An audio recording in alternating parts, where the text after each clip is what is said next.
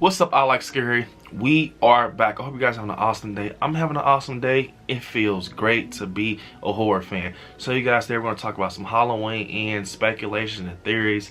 Yes, you guys, with the movie being around the corner, being this week, it's Halloween ends week. I mean, I've just been thinking about it. It's been on my mind, so let's talk about it. Now, I've been thinking about this, and I think this could possibly be something that goes on. And you guys, just follow me. So, alright, I think that Corey is going to possibly try to recreate the night of Halloween 1978. Like, I think he's going to try to do that to kind of create that issue with Laurie and Allison, to run Laurie away so he can have Allison all to himself. Now, he knows that, Laurie's trying to embrace life. He probably even had moments where he vented to her just off of her still talking about it sometimes, with Allison and him just being there because they dated, because I think they do have like some type of bond before they fall out. Like I said, in previous videos, I think, maybe Laurie even motivates Allison to talk to him.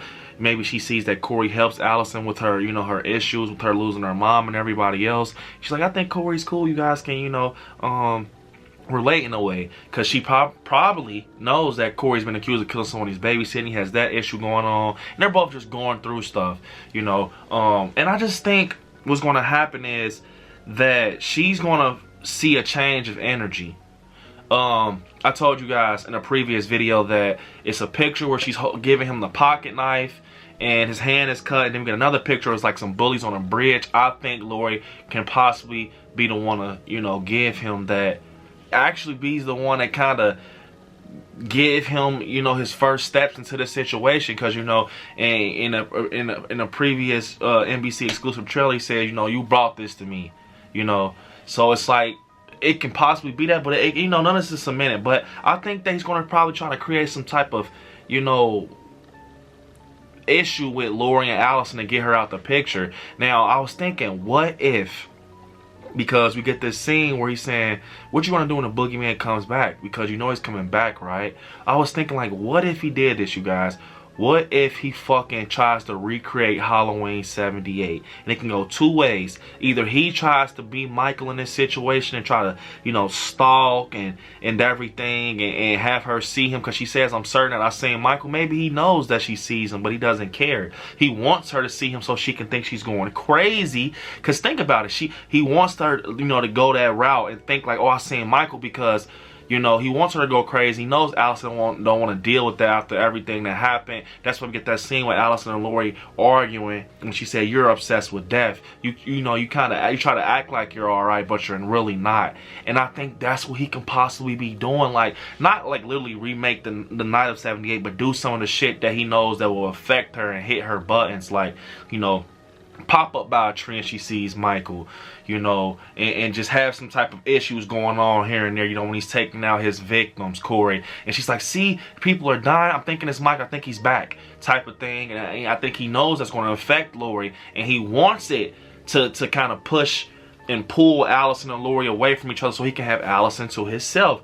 But I think what's going to happen is that Laurie's going to say, fuck this, because she's going to see something that notifies her that this is not Michael. That's why she says, this time is different. He seems more dangerous. Now, okay, the dangerous part, yes, of course he's dangerous. He's fucking killing people. But different. She's saying he's different because I think she's seeing something different from where Michael operates and Corey. Now, I think, to be honest, this can be something where he knows because of possibly, her telling Allison, and maybe Allison told him, because they're dating and going back and forth. I'm pretty sure she's going to tell him about the night that goes into, to 2018 and kills, with her mom dying, and, probably used to be telling him how Laurie used to be with everything, and, it messed my grandmother up, and, he's probably like, getting that and using it against Laurie. So that's why I think he's so confident on stairs. Like, what you gonna do when the boogeyman comes back? Because he's coming back, right? So I think that's gonna be the case, and I think Laurie's gonna peep, and once she peeps it, she's gonna start playing his game with him. But I think at first she's gonna try to kind of notify Alice, like, I don't think it's a good, idea if you keep talking to Corey. Seeing stuff change with him. He's been accused of killing someone he's babysitting. Maybe, he's not in the right state of mind. Almost like some, mixed personality type of stuff. She just wants Allison to be safe. But Allison's like, no, I'm not doing that. You're not gonna do this. You said, you know, I could talk to Corey or whatever. Don't do that just because you have issues. Don't try to, you know, fuck up what I got going. And I think it's gonna be something like that to the point where it actually do bump heads. But the thing what makes me think this is because she's saying, like, you know, I seen Michael, I'm certain. I think Corey's gonna be, you know, appearing out the window like she sees out the window with the bush. She's seeing it, but he wants her to see it so she can go back to Allison and she can get that mindset again where she thinks Michael's out there and, you know, she knows he's not dead, so she can really believe it. But it's gonna be something where I don't know how, but she's going to find out that it's not Michael. And I think that's why I told you guys in the previous video, she's going to bait Corey because she's going to want to, you know, take Corey out because, you know, she knows he's dangerous, you know, and he's going to try to, you know, kill her because at this point his plan has went to shit. And you're going back and forth. And I even think it's going to be something like that. Like if Allison busts in, he's like, you know, your grandmother tried to kill me and stuff like that. Or it can be, it's a lot of rabbit holes you can go down with that theory.